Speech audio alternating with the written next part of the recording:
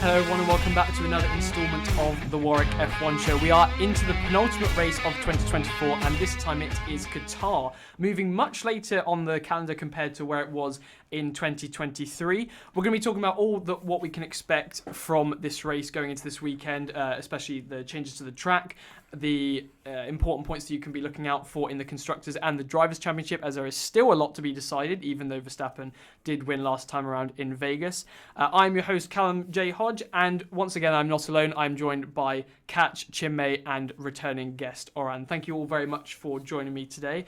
We're going to run through first exactly what teams we expect to be well, and you guys at least had a very clear answer for me, which you think it's the McLaren circuit. Can you explain why you think that? Well, McLaren's car is very suited to the high-speed, medium-speed corners, which is essentially what Qatar is made of. Because Qatar initially is a MotoGP circuit, so the corners can be taken a lot faster than they are designed to. So I can see McLaren just running away with this one, to be honest, hopefully. We are going to talk later on about obviously the constructor situation and how it is still very tense between McLaren and Ferrari, so that could certainly favour them as well. Another point to consider is that compared to last year, they essentially had to move the race until later on. Not only do we have it later on in the season, now it's in November, whereas we still had 7 or 8 races to go, I think, when Qatar was in the calendar. I'm not exactly sure when. But also we're having a later time for the race, which means that we should not get the overheating that we did last time around, which I think is going to be a relief for some teams and for the reliability that we've been seeing, especially as we mentioned Alpine as well. We had a reliability issue from Gasly last time around, and they have their battle for 6th place in the Constructors as well. But the most important part, I think, that we're going to mention is that the changes that have been made to the Qatar circuit since 2023. Oran, did you want to go into a bit of detail about what exactly they've done to change the circuit for this year? Yeah, I'd love to. So, as we know, the last time we raced at Qatar, the curbs are all nice and sharp and likes to punish the tyres. So now they've decided to round off all the curbs so they're nicer on the tyres. And Lascelles also got the Austria treatment for gravel traps directly on the exit of curbs. And these are at turns 1, 2 and 4 for the first sector, turn 10 in the middle, and then 12, 13 and 14, which are the three fast right-handers. A lot of fast, high-speed corners on the track. So basically a lot of measures to try and save the tyres and save from what has happened previously, essentially. I do believe it's an interesting choice for the gravel traps because I always saw Qatar as one of those self-punishing circuits, because if you ever did run wide, you would beach the car on the curb and destroy the underfloor. So it's not really one of those circuits where you want to be pushing the white line, but still, now that they've made the curves flatter, this is probably just something they wanted to add just to make sure the drivers don't try and push their luck. Well, I think so, yeah, because the curbs last time, as you mentioned, were kind of self-punishing itself, but they had to get rid of that so that they didn't just completely destroy the tyres and actually gave a chance for the teams to strategize a little bit. And so they've had to maybe deal with that by adding in some gravel traps as a result. But yeah, so for the tyres this weekend as well, it's going to be interesting. We should mention, we know how punishing this circuit is on the soft tyres especially, which is the tyre that the teams are going to try and probably avoid for the majority of the sprint race and for the main race, because we have also got a sprint race this weekend as well, which makes the situation even harder.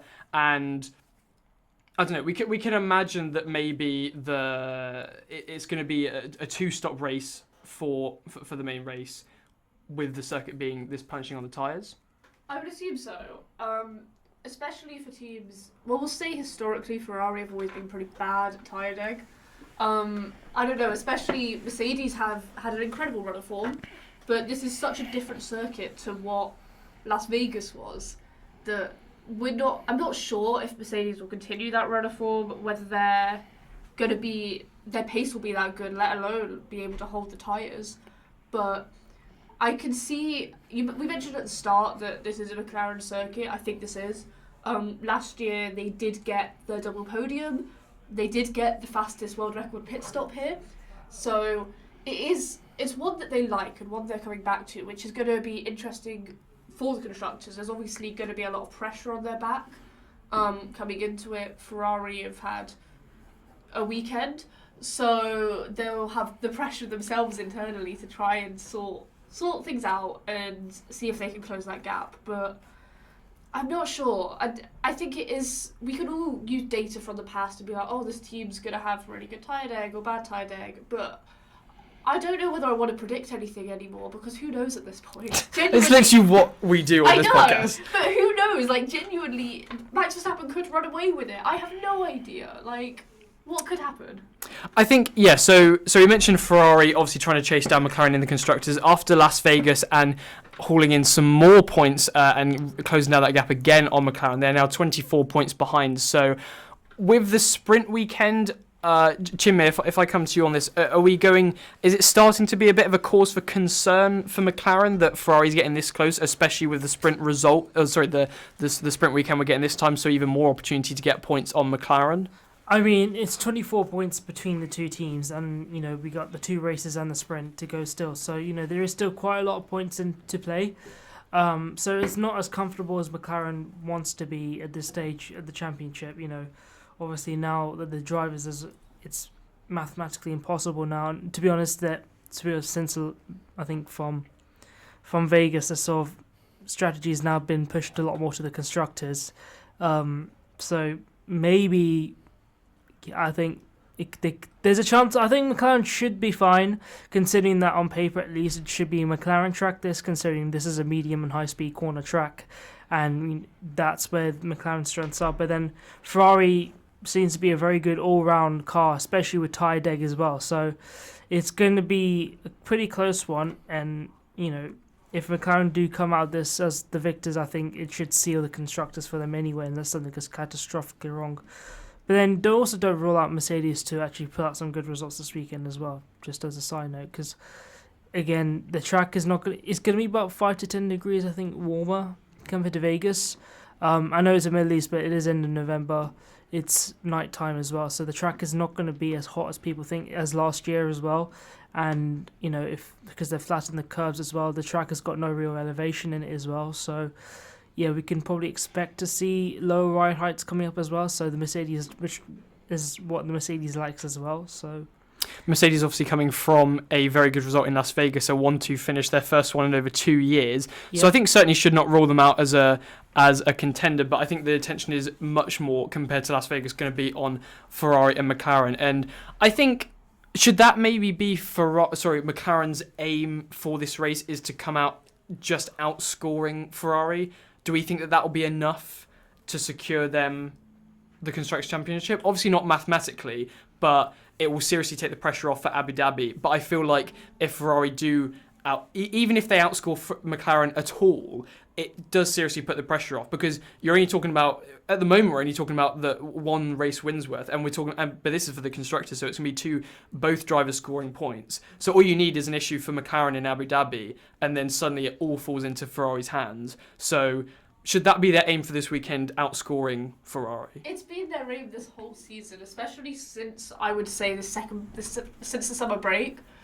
They've made it clear that all they want to do is outscore Ferrari. That's all their aim was. It's like Verstappen's aim for Las Vegas was only to outscore Norris. It didn't matter about where he finished. I do agree that if they outscore Ferrari, then they've got the constructors in the bag. If they end up losing this constructors, it is a bottle. I can't lie, it's a massive bottle. But I think it is, especially with a track that suits them so well, so late into the season. You have to be confident. McLaren has to be confident in their package, in their abilities. They don't have to take any sort of penalty as well in these final 2 races, so it's not like that's looming over them. Touch wood, they don't have to take any penalty. But yeah, it is. I think we say 24 points is a lot, or is not much, sorry, but we're not just talking about, oh yeah, it's 1 race win difference. That's 1 driver winning a race and the other 3 drivers scoring nothing. Like, it is, the margins are still so small. I think 24 is a decent amount going into the final 2 races. As a McLaren fan, I'm fairly confident. Even including the sprint? Yes, because sprint races are only, let's say Ferrari get 1st and 2nd and McLaren get 3rd and 4th. There's only, 4-point difference there? Something like that, yeah. It's nothing. That's not really much at all. Yes. So, Sure, if it's Ferrari get first and second and McLaren get third and fourth in the race, then it's a different conversation. But that's not going to happen because you've got 7 other drivers that are in the mix in the form of Max Verstappen and the 2 Mercedes to take points. So, yeah, I'm fairly confident that McLaren, A, will outscore Ferrari this weekend, and B, will just hold on. I don't see them falling apart. I'm not entirely sure if I'm absolutely certain that they're necessarily going to outscore Ferrari, but I think they can certainly be up there. So certainly if McLaren can get just around about a solid weekend, just like they did in Las Vegas, where they're still hauling a decent amount of points, maybe in top 6, and not...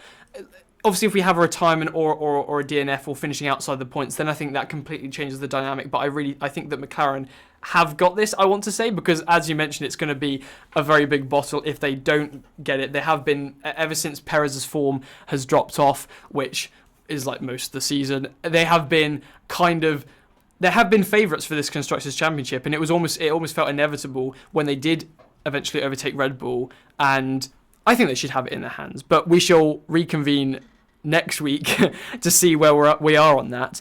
Just to turn our attention back to the Drivers' Championship for one moment, because there's still a couple of things to be wrapped up there, even though Verstappen was crowned champion last time around in Las Vegas. Mainly the battle for second, because the gap between Leclerc and Norris currently in second and Leclerc in third, is also quite close. We are currently 21 points difference between Leclerc and Norris, and this is, I think, what we were talking about before in our Las Vegas review, which obviously you should check out if you haven't already. But Leclerc had a few mean words to say to his team after Las Vegas and some of the issues that they had on the pit wall and the strategizing, and that's ultimately because he wants to go for this second place, right? It will be a huge performance, I think, for him, especially with how dominant McLaren have been for the middle part of the season, right?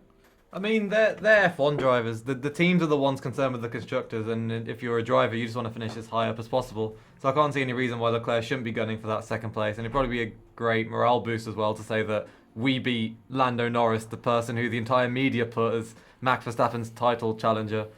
So I could see Leclerc definitely encouraging the team to help him, but then obviously you have Carlos Sainz exiting at the end of the year, and this is probably his final chance to get some wins and some podiums, so he's definitely not going to move out of the way for Charles Leclerc.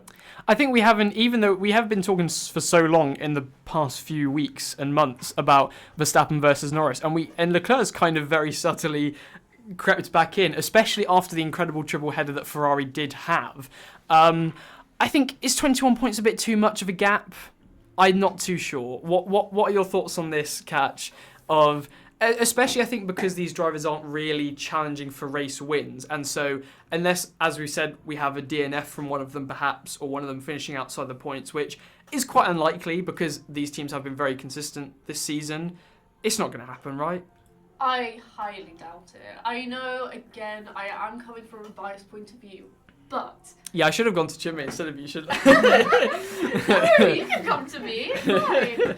No, but I think it is, especially with... So, for Norris, he's had so much pressure on his back from the media, especially after the triple header that we had in the Americas. I think the pressure's now off.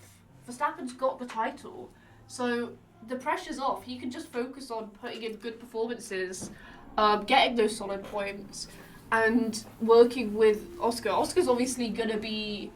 He's confident at this track. He did well at this track beforehand, got his first slight victory, but not really. So it's I can see I can't see Leclerc overtaking.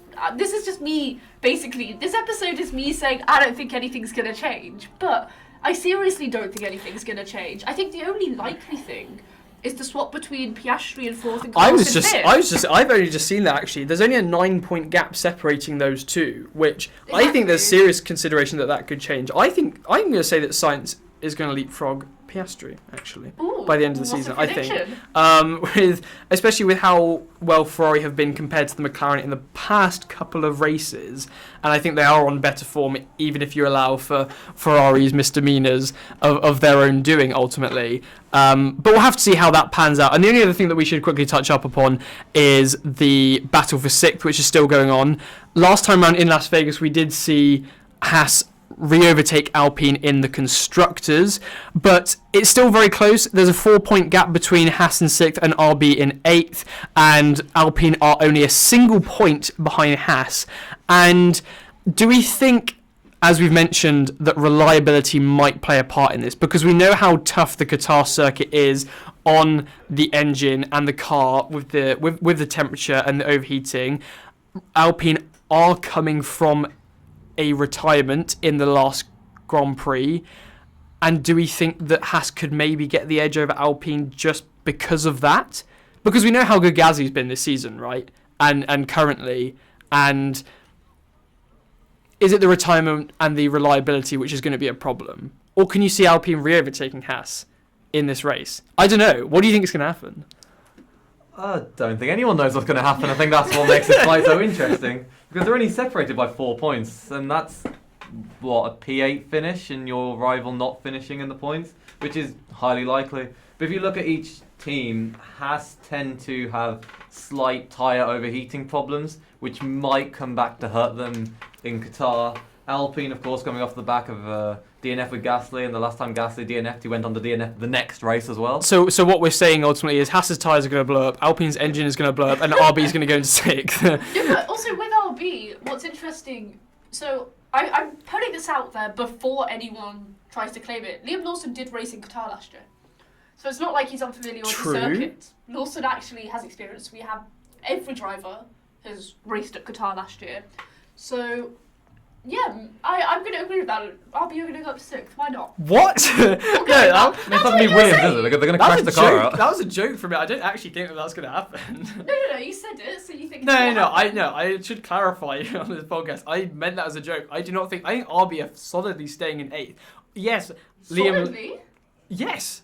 Liam Lawson, yes, he might have experience. Yuki Tsunoda is Yuki Tsunoda. Come on. Yes, but Yuki they Tsunoda have to is deal trying to with get that Red Bull they have to deal with the VCARB seat, the VCARB car as well. That's the point.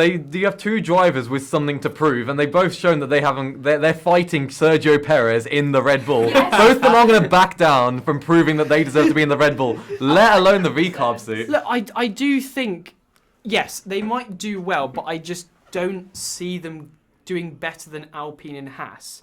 I think Alpine maybe is a bit more of a question. Gasly is currently their saving grace because he has been doing phenomenally in the second half of the season and really showing why he deserves that seat, maybe even a better seat, to be honest. But I don't know. I just can't see RB. I think it's going to become solely a 2-horse race between 6th and 7th. Slowly, there's 2 races to go. How much slower can we get? Okay, fine. Maybe for Abu Dhabi, it's going to become a 2-horse race, but I don't know. I've been proved wrong before. We thought it was going to be a 2-horse race until Alpine came back into this in Brazil. So it's really.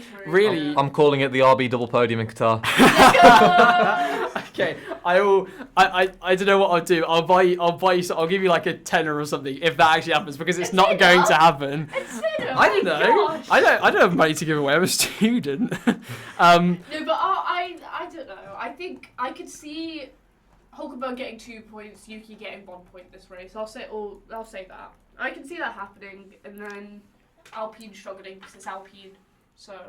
Yeah, we'll have to see how that pans out. As I think we've clearly covered in that no one can really predict, and it's going to be very dependent on what pans out in the race because it is that close.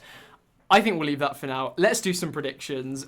So if people listening at home haven't listened to our podcast before, what have you been doing? You absolutely should. We do a prediction for every race, and essentially we predict our top 5 drivers, and also we predict 3 things that might happen in the race, 1, 2, and 3 point predictions, with the more points being how unlikely it's going to be, essentially. And we also take it in turns to pick who is going to win, and I believe that it is Katch, Chinmay. It's Chinmay. It's Chinmay for this week. It's me. Sorry, it's you for Abu Dhabi. I know. It's Chinmay for this week. I'm still here. So if you wanted to go for your predictions, what you have gone for, who have you gone for first place? I'm backing my boy Oscar Piastri again. This is very interesting. I feel like this is becoming a Catch-esque prediction where it's more predicting with your heart rather than your head. Because what do you mean? It's a McLaren track. But I just don't think they're The thing up for is, the race Norris win. is such a difficult driver to predict in the last few races because he's been very much up and down. I don't know. I think he will be a little bit deflated from not winning the drivers' championship. So I just feel like on pure vibes alone, I don't know if he's gonna. We're going Vibes. with the pure vibes. Yes, Okay, I got a feeling. okay, I'll wait to give my opinion until my predictions. Carry on. Yes.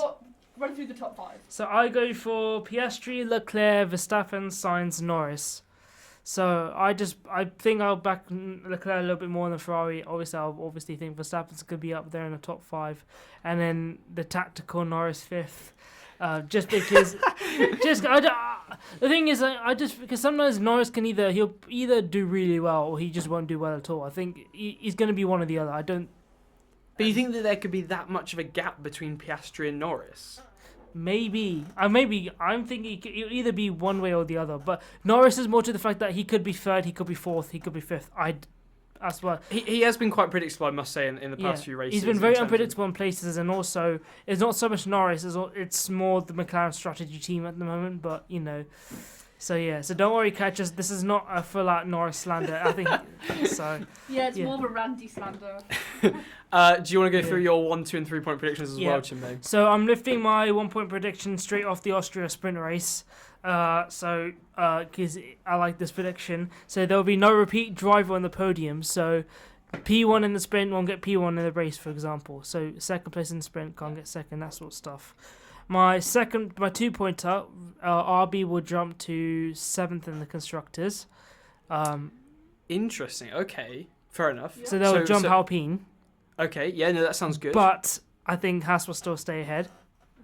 So just to give it more of a 2-pointer vibe. I wouldn't be surprised if that happens. Yeah. So, because otherwise, just jumping 3 points is a little bit more of a 1-pointer. Wait, sorry, pause. You said you wouldn't be surprised if that happened. You take us back 5 minutes ago when you said RB is solidly going to be 8. Okay, it's very close. I think what's most likely going to happen is that RB stay in 8th, but it also wouldn't surprise me either if they were able to leapfrog Alpine. Okay. That's what I'm saying. But I do think it's the most likely thing that's going to happen is that RB is going to stay in 8th. Right. That's why it's a 2-point prediction and not a 1-point prediction. Fair enough. And my 3-pointer, no Aston Martin mixed Q2.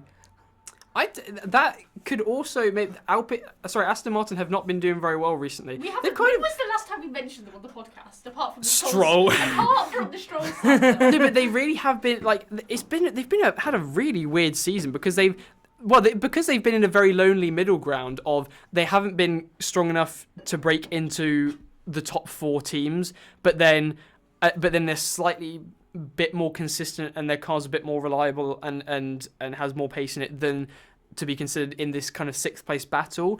So they're 36 points ahead of Haas, but then they are over 300 points behind Mercedes. So they're in such like a ground of their own, really. Yeah. But it's I can't remember the last time we mentioned it. Just Alonso and Stroll. Yeah, they finished that race. Or maybe not Stroll. It depends on how he gets on. But yeah, I think we can respect an Aston Martin prediction, even if it's them not doing well. We'll go for, if you want to go for your predictions now, because we know exactly who you're going to pick for first place. So I'm doing my tactical Norris first place. It's not tactical. It's very tactical.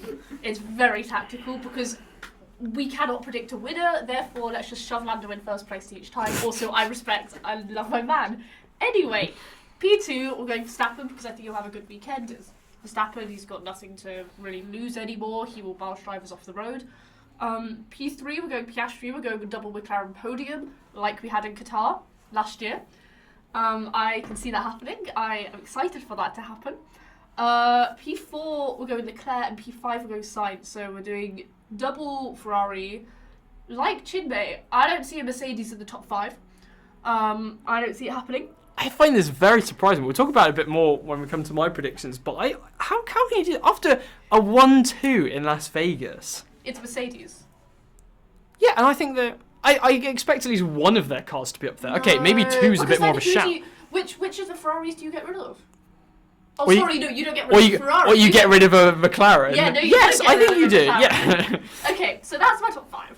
My 1 point prediction is Liam Lawson gets top 15 in qualifying, so basically he makes Q2. He's done this track before. It's RB. Yeah, top 15. My 2 point prediction is Perez doesn't get out of Q1.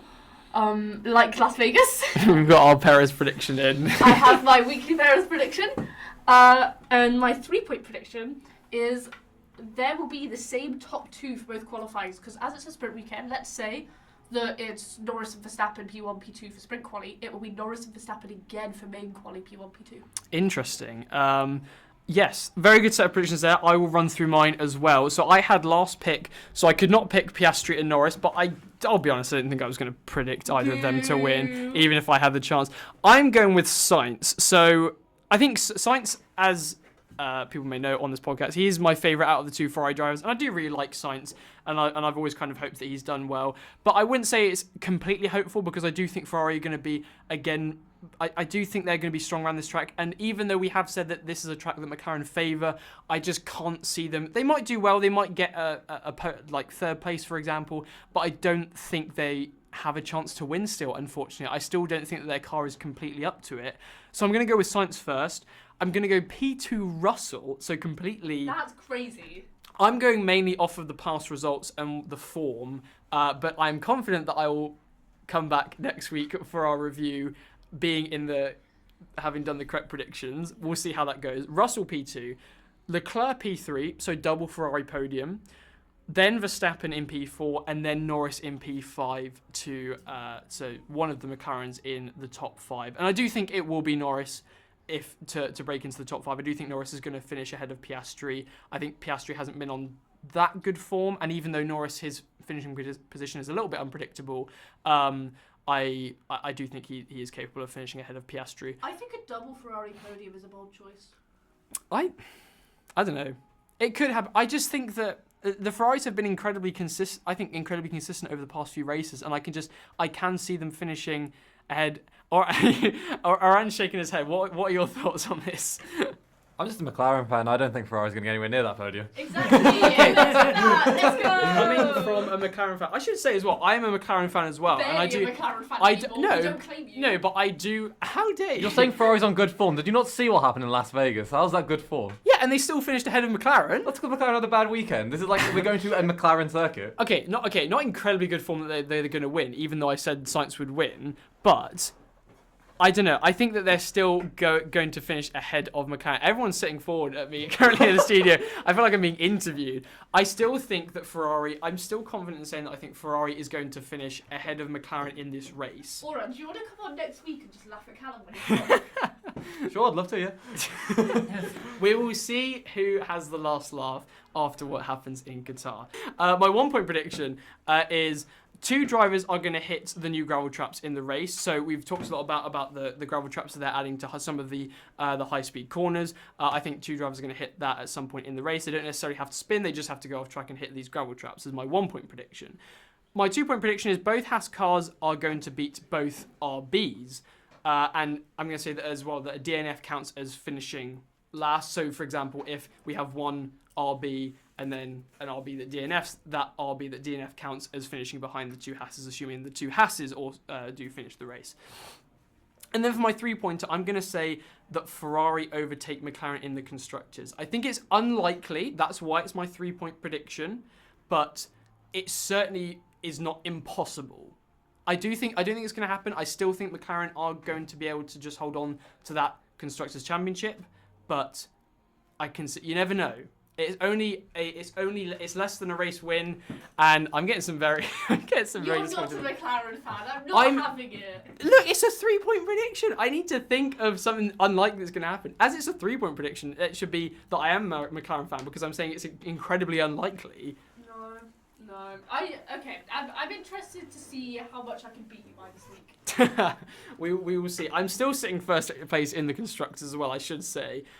So we'll have to see. I do need to protect my lead, but we'll see how that gets on after the Qatar Grand Prix. Of course, if you are a member of the society, we are going to be watching it down in the Clarendon on the Sunday, and we will have a sprint viewing on the Saturday, so make sure to check our socials for that. And also make sure to check in for our Qatar review after that weekend in the week following to see all of our talking points of how that race gets on, and also see how our predictions do get on, as we have had some very controversial ones this episode.